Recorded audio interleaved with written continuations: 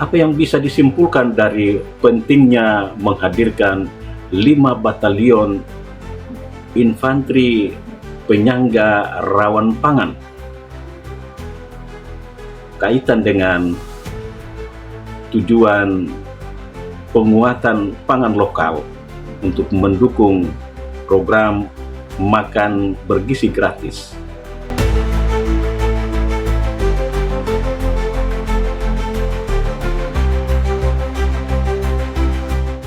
Pemerintahan Prabowo Gibran menguji coba program makan bergizi gratis di sejumlah daerah untuk memenuhi janji menyiapkan sumber daya manusia berkualitas sejak dini menghadapi tantangan global dengan mengalokasikan 71 triliun APBN 2025 untuk memastikan makanan yang disiapkan benar-benar bergizi dan mencapai masyarakat yang paling membutuhkan. Tentara Nasional Indonesia menyingkapi program ini dengan membentuk 5 batalion infanteri penyangga daerah rawan pangan di Papua. Salah satunya Yonif 805 Ksatria Satya Waninggap di Sorong untuk membantu pemerintah bertanam komoditas pertanian, tanaman pangan, perikanan, dan peternakan. Bagaimana menyingkapi tujuan akhir dari pemerintahan Prabowo Gibran dan bagaimana memahami tujuan menghadirkan batalion penyangga daerah rawan pangan di tengah suara-suara menolak TNI di Papua? Saya akan tanyakan ke Ketua Tim Koalisi Pemenangan Elsa, Bung Urgenes Nau, yang sudah terhubung dengan saya di ujung telepon. Bung Ori, pimpinan TNI telah meresmikan 5 batalion infanteri penyangga daerah rawan pangan di Papua, salah satunya di Sorong. Apa yang bisa disimpulkan dari pentingnya menghadirkan 5 batalion infanteri penyangga rawan pangan kaitan dengan tujuan penguatan pangan lokal untuk mendukung program makan bergizi gratis? Silakan.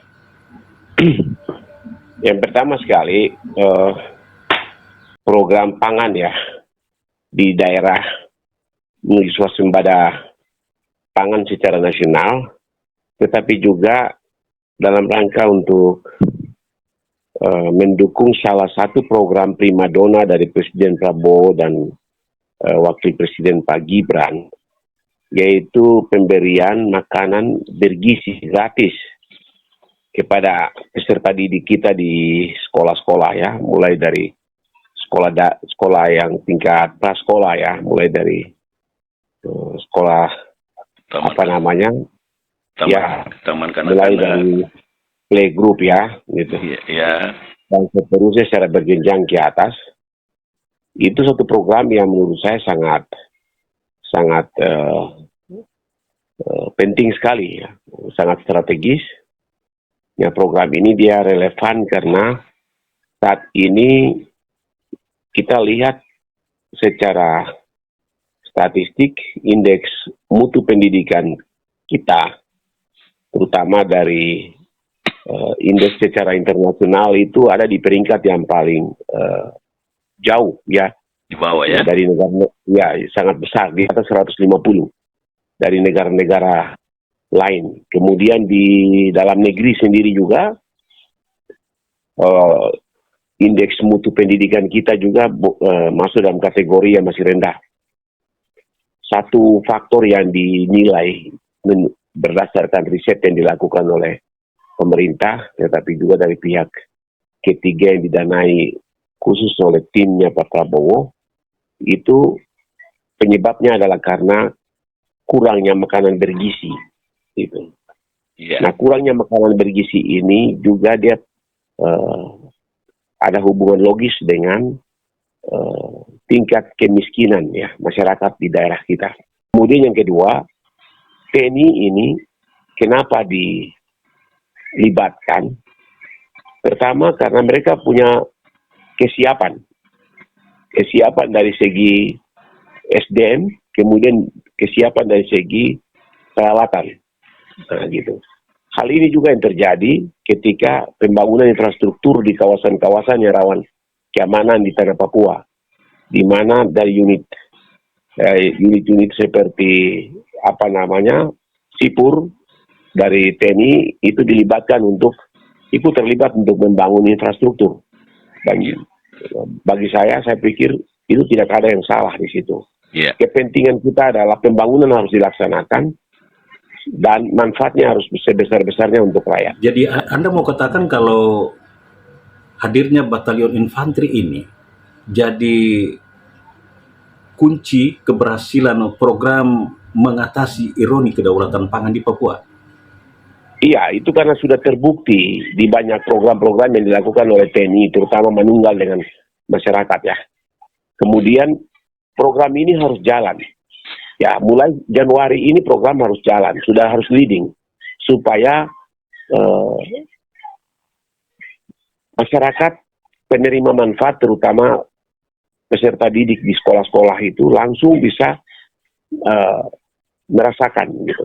Yeah. Di kota-kota besar, saya pikir di Solo, di Jakarta, di Medan, di beberapa tempat yang lain itu sudah jalan. Sudah jalan. Kita di tanah Papua kan mulai dari Januari tahun anggaran ini baru mulai leading itu. Yeah. Nah, jadi dalam waktu yang singkat, ya, saya pikir TNI punya pengalaman kerja, kemudian minus korupsi. Itu soal yang penting. Ini dana besar. Nah, kemudian kerja dalam waktu yang cepat. Ini memerlukan institusi yang punya pengalaman di dalam mengelola anggaran besar, tetapi mempertanggungjawabkan hasilnya kepada masyarakat. Yeah. Dan TNI itu dia sangat berpengalaman dalam hal itu. Kalau kita lihat indeks korupsi antar lembaga di Indonesia seperti yang dirilis oleh BPK itu, lembaga-lembaga yang tercatat masih tingkat korupsinya, potensinya dan pelaksanaan programnya itu banyak masalah. Yang terindikasi korupsi itu pertama itu kan DPR, gitu. Yang kedua kepolisian, gitu. Yeah. Kemudian diikuti dengan institusi lain. Itu di Indonesia ya, gitu. Sementara TNI relatif bersih, gitu. Tetapi bagaimana dengan suara-suara yang menolak kehadiran TNI di Papua? Jadi gini, pemahaman tentang fungsi TNI sebagai kekuatan pertahanan negara itu yang harus dimengerti dengan baik. Ya, dalam arti sempit, pertahanan negara itu berhubungan dengan bagaimana kemampuan mereka di dalam membela negara secara militer. Ya, dalam arti luas, pertahanan negara itu punya pengertiannya luas. Ya, negara ini bisa hancur kalau dia punya kekuatan tangannya itu tidak mendukung, gitu. Nah, gitu. Jadi kekuatan pangan ini salah satu faktor yang bisa menghancurkan negara, gitu. Nah, kalau pangan kita krisis, bisa terjadi negara ini bisa runtuh, gitu. Nah, dalam konteks itu pertahanan negara itu ya dalam arti luas, ya TNI tidak salah melakukan hal itu. Kan ini tetap berkoordinasi, berkolaborasi dengan instansi teknis yang kompeten, misalnya pertanian. Sebagai Ketua Tim Koalisi Pemenangan Elisa Kambu Ahmad Raun yang oleh KPU telah ditetapkan sebagai pemenang Pilkada Papua Barat Daya, masukan penting apa yang akan disampaikan untuk mengoptimalkan pangan lokal bagi program makan bergizi gratis di Papua Barat Daya? Ini ada 2 program, Pak. Jadi program yang pertama itu pembangunan lumbung pangan nasional ya. Ya sementara ini 1 juta hektar dicetak di Merauke. Gitu. Kemudian nanti disusul dengan daerah-daerah lain. Itu program jangka panjang, Pak. Sedangkan program yang jangka pendek, yang segera mendesak prioritas karena urgensinya tinggi, itu pemberian gizi. Makanan bergizi ya, nutrisi bergizi kepada anak-anak kita di sekolah. Dan ini bukan program yang pertama dilakukan di dunia, ya. Kita ikuti perkembangan contoh seperti di China. China itu dari kecil anak-anak itu sudah dididik untuk pertama berjiwa otonom, berjiwa mandiri, gitu. Kemudian anak-anak di sekolah tidak pulang, mereka disediakan makan langsung di sekolah, gitu. Dan untuk tahap pertama, ini perlu dilakukan oleh pemerintah dalam hal ini, langsung ini kan hak ada melekat pada presiden. Jadi beliau yang menugaskan TNI dalam hal ini melalui Kementerian Hankam, apa itu pertahanan ya, Hankam yang mengkoordinir ini. Kedepannya kalau sudah program ini jalan, saya pikir akan dievaluasi. Bagi saya masyarakat tidak usah a priori ya dengan program ini lalu mengkait-kaitkan bahwa Papua ini daerah konflik. Saya pikir itu tidak ada korelasi ya.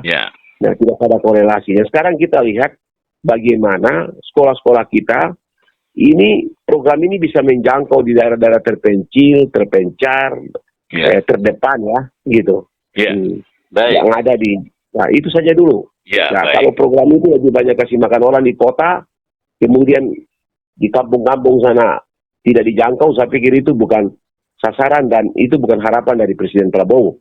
Pertama kita akan minta kepada pemerintah pusat melalui Kementerian Hankam supaya masyarakat lokal itu dilibatkan berpartisipasi untuk menyediakan bahan-bahan baku, ya, jadi untuk suplai bahan baku, ya, makanan seperti telur, sayur, daging, rempah-rempah itu dari daerah, gitu.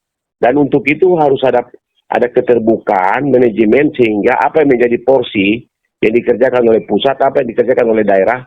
Dengan demikian itu juga kita untuk menekan inflasi di daerah. Kita juga supaya perputaran uang di bawah itu cepat, lalu pertumbuhan ekonomi itu dipacu. Dengan demikian ini upaya kita untuk menekan angka kemiskinan itu bisa dilakukan. Nah, kalau program ini katakanlah telur misalnya, masa harus datangkan dari Manado, Surabaya. Sementara untuk beternak telur itu apa susahnya? Kita punya petani lokal, terutama orang-orang asli Papua ini harus dididik untuk mereka punya peternakan ayam petelur yang besar, jadi industri yang dia punya pemasarannya itu berkesinambungan supaya 5 tahun, 10 tahun ke depan dia menjadi supplier. Jadi tidak hanya untuk makanan bergizi di sini. Peran utamanya siapa di situ? Siapa yang memainkan peran utamanya di situ? Pemerintah daerah kan? Pemerintah daerah, gubernur yang ngambil peran karena dia yang harus mengkomunikasikannya pemerintah pusat. Ini kan program nasional ini, Pak. Gitu. Nah, dananya ini kan dana pusat. Gitu. Dana ini tidak melalui dana otsus kan? Gitu.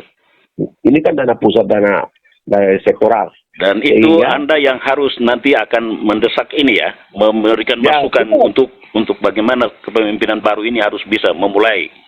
Oh iya, itu salah satu tugas Gubernur Elisa Kambu nanti komunikasikan itu dengan Bapak Presiden dan Bapak Menteri Pertahanan Keamanan, Menteri Pertanian, menteri-menteri terkait untuk menyampaikan gagasan ini sehingga kalau program ini di tahun pertama ya daerah belum dilibatkan, paling tidak kita sudah harus mempersiapkan ya masyarakat lokal untuk komoditi-komoditi yang tertentu yang dibutuhkan. Bagaimana mengajak lawan politik khususnya masyarakat untuk mensukseskan program ini? Iya, pertama saya ucapkan terima kasih ya atas nama Bapak Elisa Kambu dan Bapak Ahmad Nausrau kepada seluruh masyarakat Papua Barat Daya yang sudah mendoakan dan juga memberi dukungan mayoritas mutlak kepada pasangan Bapak Elisa Kambu dan Bapak Ahmad Nausrau sehingga menjadi gubernur terpilih dalam Pilgub kemarin 27 November. Nah, selanjutnya ini proses sekarang ada gugatan ke Mahkamah Konstitusi itu program yang saya pikir itu biasa ya, program yang menjadi satu hak konstitusional daripada kandidat yang merasa dirugikan dan kami mengapresiasi itu karena tidak dilakukan cara-cara yang barbar atau primitif untuk menuntut hak-hak politik mereka, tapi mereka melalui saluran konstitusi negara yang resmi. Nah, sekarang kita menunggu, kita mendoakan dan menunggu hasil dari Mahkamah Konstitusi. Sambil Ya, artinya sembari kami juga mengajak kepada kandidat-kandidat yang lain, mari kita bersama-sama berpikir yang konstruktif dan jauh ke depan, bagaimana kita membangun masyarakat di daerah kita ini supaya cepat maju, dan harapan kehadiran provinsi ini untuk akselerasi pembangunan untuk kesejahteraan masyarakat ini bisa terwujud gitu. Terima kasih Bung Ori yang sudah berbagi bersama kami dan saudara. Apa yang disampaikan politisi Gerindra Papua Barat Daya terkait peran TNI dalam mendukung program ketahanan pangan, diakui Kepala Staf TNI Angkatan Darat bahwa personil Batalion Penyangga Daerah Rawan Pangan di Papua telah dibekali dengan pengetahuan teknis pertanian secara menyeluruh di Universitas Pertahanan, agar program produksi pertanian tanaman pangan, peternakan, dan perikanan bisa digerakkan sesuai yang diharapkan. Kedaulatan pangan yang menekankan pada upaya penguatan pangan lokal bertujuan agar bisa dikendalikan masyarakat setempat, mengatasi kekurangan keamanan pangan, sehingga perlu mendapat dukungan semua pihak. Semoga perbincangan ini bermanfaat dan sampai bersua lagi.